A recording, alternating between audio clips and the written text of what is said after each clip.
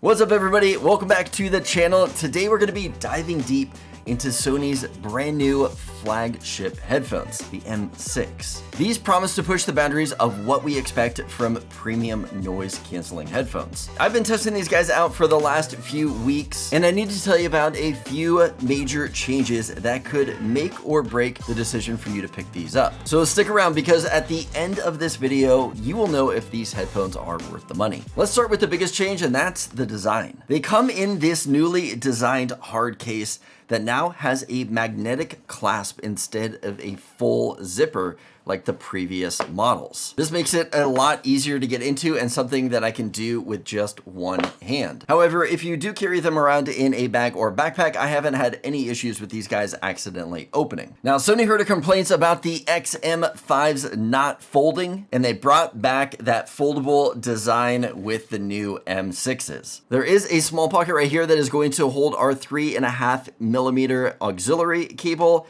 and then we also have a USB-C to USB-A charging cable. The headband is wider and flatter for better comfort. And here's a clever touch. These new headphones are asymmetrical, so you'll never put them on backwards again. The sliders are still stepless and silent, but Sony has increased the clamping force slightly for better noise isolation. After wearing these for a few hours, I can confirm that they are more comfortable than the M5s, despite being a tighter fit. The build quality feels very good, though not quite to the level of the Bose Quiet Comfort Ultras. Now let's talk about what matters most, and that's going to be the sound quality. Sony has completely redesigned the drivers with new 30mm units, and has also introduced the new QN3 processor. This isn't just a spec bump, it's actually a leap forward in technology. The sound signature is more refined than the M5s. Listening to different songs, we are getting crystal clear vocals, improved bass control, and I'm even hearing some better instrument separation. The soundstage isn't the widest you'll find,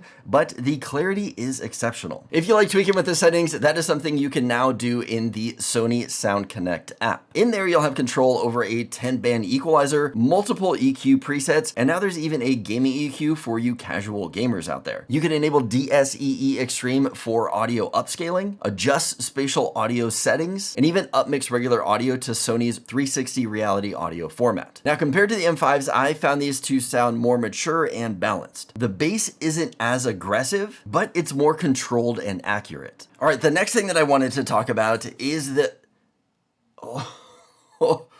We just lost power. Power is out, and now it's a good thing you guys are on battery backup. Oh shoot, the fridge.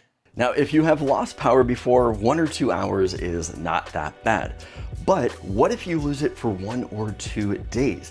The main concern that I have with that is the refrigerator and everything in it going bad or spoiling or melting. So if we take a look at our fridge, yeah, it's out right now, but luckily we have a solution for that. So here is my secret weapon. This is the Jackery 3000, and it is the most advanced essential home backup out there. With this device right here, we're getting over 3,000 watt-hours of capacity and a surge of 7,200 watts. This device also has a 20 millisecond UPS backup for critical applications, a smart app to control everything, and for its capacity is the smallest device with the lightest weight. Now, with the 3,000 watt-hours of power that we're getting with this device, we can actually power our fridge for over 2 days. Now, if you need over 2 days of power, I recommend getting their solar power generator.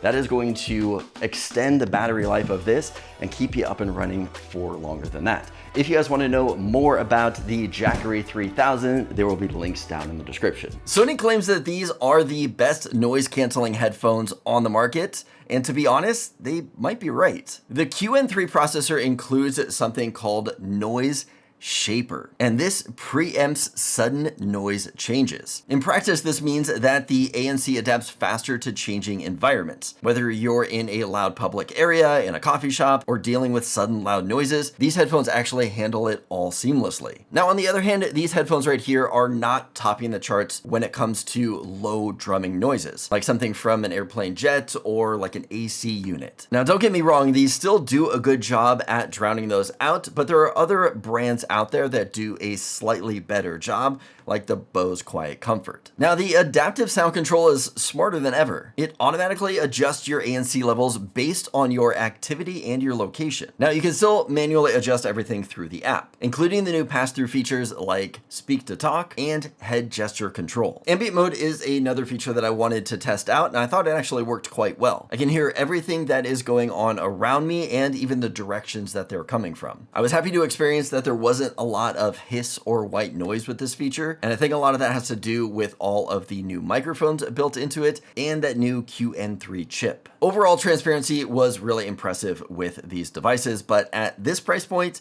I kind of expect that. Sony headphones do come with touch controls. You can swipe up and down on the right side to control your volume, tap for a play or pause, double tap to skip to the next song, and you can even cup your hand over your ear to turn off the noise cancellation. Now, connectivity is where Sony really shows off. You get Bluetooth 5.4 with multi-point support for 2 devices, Google Fast Pair, and Find My Device functionality. But there is something new with the Sony M6, and that is Bluetooth LE audio with Auracast support. Now, if you are not familiar with Auracast, it is a feature of sharing audio experiences. Imagine being able to tune into audio at, say, something like the airport or a museum or any other event by just being within range. Now, this is something that isn't in wide use yet, but Sony is including it with these headphones to help future-proof them. For audio codecs, you get SBC, AAC, and LDAC support with high-res wireless certification. Now, there is no aptX support for our Android users out there, but with LDAC support, it more than makes up for it. Battery life is rated at 30 hours with ANC on and 40 hours with ANC off. This is about average with other headphones at this price point. Fast charging is going to give you 3 hours of playback with just 3 minutes of charging, and a full charge takes about 3.5 hours. Now, let's talk about the pros and cons. The pros, we have exceptional noise cancellation with smart adaptation, improved sound quality with better balance, foldable design is back, 30 hours battery life. These are future-proofed with the Auracast support, and we have a ton of customization in the app. Now, there are some cons with the M6, and that is that they are now $50 more than the M5s were. There is no USB-C audio support. They still have no aptX codec support. The build quality and comfort is really good, but not to the level of Bose yet. The premium competition out there is pretty fierce. So should you buy the new Sony M6s? Well, if you're coming from the M4s or older, then yeah, absolutely you should get them. The improvements on it are pretty significant. Our M5 owners out there have a tougher decision. The upgrades on these are meaningful, but not revolutionary. And if you don't have any headphones at all and are just looking to pick something new up, then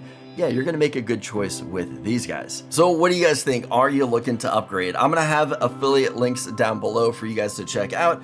It's no additional cost to you and helps support this channel. Maybe you guys got through this video and thought to yourself, hey, maybe I don't need headphones, I need earbuds. If so, check out this video right here that I did a comparison on the Sony earbuds. If this video is helpful, give it a thumbs up. Let me know that you liked it. As always, don't forget to subscribe for more content like this, and I'll see you guys in the next video.